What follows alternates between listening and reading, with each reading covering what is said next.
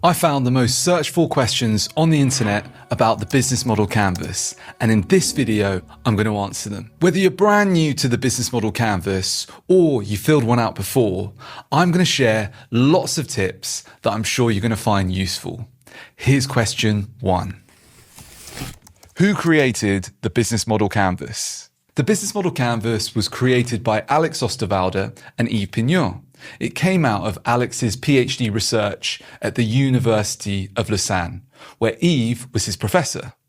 Then, in 2010, they published the canvas in a book called Business Model Generation. Fun fact, the book was co-created with 470 people from 45 countries. Since then, the business model canvas has been used by millions of people all around the world, from first-time founders all the way to massive companies like Microsoft and NASA. By the way, my name's Nick. I'm a business coach, and I was lucky enough to work directly with Alex for 3 years at Strategyzer.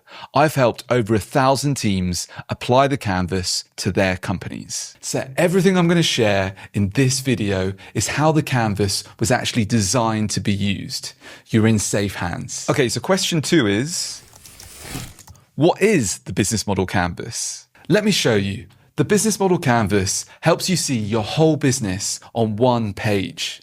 And because it's not just words, it's words and pictures, it helps you have a much better conversation with your team. It literally gets everyone on the same page. It breaks down a business into 9 building blocks.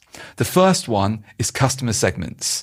These are the groups of people and organizations that you choose to serve. So who are your customers? Then we've got value proposition. Why do people choose to buy your products and services? What value do you bring them? Then we've got channels. These are the touch points that you have with your customers. Where do they find you? You've got customer relationships, which describes the type of relationship that you have with your customers, and how do you get customers, how do you keep customers, and how do you grow customers. Revenue streams is all about the financial side of things. How do you make money? Key resources are all the assets that your business needs to run every day. Think people, factories, intellectual property, your brand. And then your key activities are the most important things that you do with those key resources. The key partners are the people and organizations that you rely on to make this business work. And all of that comes with a cost. So the final one is cost structure. Now here's the thing. The canvas is not just a form to fill in. All 9 building blocks connect and reinforce each other.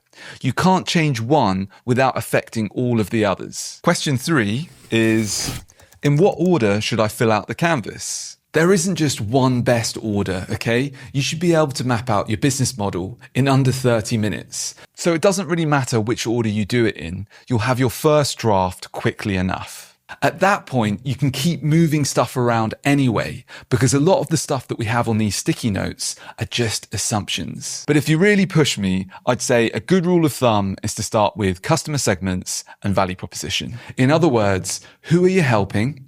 And what value are you creating for them? These 2 building blocks are the foundation of your business model. Everything else supports them. The next question is, business model canvas versus business plan. A business plan and the business model canvas do completely different jobs.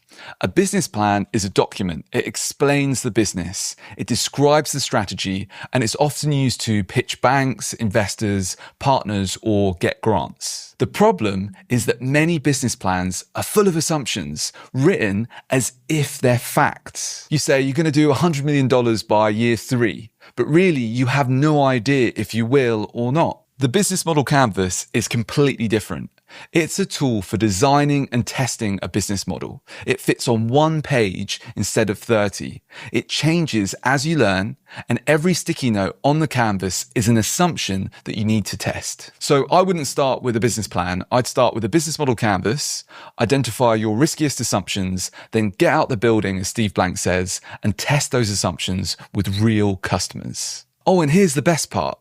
If you get real paying customers early on, you might not even need investment, which means you might never have to write a business plan at all. The next one is Business model canvas versus lean canvas. This is probably the most controversial one. The lean canvas is an adaptation of the business model canvas. It keeps some of the original blocks, but swaps out 4 of them: key partners, key activities, key resources, and customer relationships.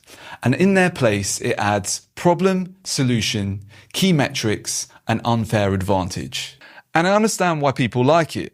It forces founders to think about the problem, the solution, and what makes the business hard to copy. But the original business model canvas already deals with those questions really, really well. The problem and the solution live inside the relationship between your customer segments and your value proposition. And that's exactly why Strategyzer created the value proposition canvas, which lets you zoom into those 2 blocks and map out customer jobs, pains, and gains, and then your products and how it creates gains and relieves their pains. For me, the big downside of the lean canvas is that it removes the customer relationships building block.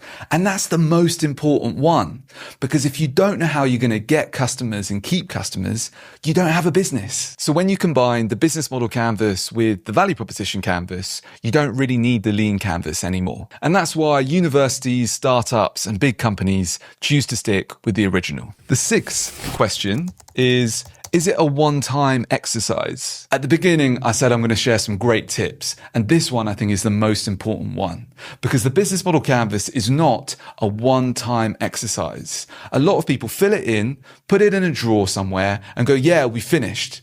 And then nothing changes. But they're missing one of the best parts. The first version of your canvas is not the answer. It's just a snapshot in time of what you believe that your business is today. Some of those beliefs might be true, but some of them might be completely wrong, and some of them might even be dangerous assumptions that could kill the business if you don't test them. That's where the real value of the business model canvas comes in. You map your business model, you work out what's fact and what's an assumption, and you test the riskiest assumptions with customers by running experiments, and then you come back and update the canvas. Alex Osterwalder has a great line about this. He says that business models are like yogurt in the fridge. You have to constantly replace them because they go out of date. But the difference with a business model is that it doesn't come with a clearly labeled expiry date like yogurt. So you don't know when it's going to expire. In other words, a business model that worked last year might suddenly stop working this year. So don't treat the canvas as a one-time exercise. It's a tool that you return to again and again and again. Question 7 is, can you show a completed canvas? Yeah. And this is probably the best way to understand the business model canvas, because once you've seen a few completed examples, the whole tool starts to make much more sense. So instead of rushing through one example right now, I think you should watch this video next, where I break down 10 business model canvas examples from famous companies like Monzo and Duolingo, so you can take inspiration from them and apply them to your own canvas. Click here right now, and I look forward to seeing you in the next video. See you later, everybody.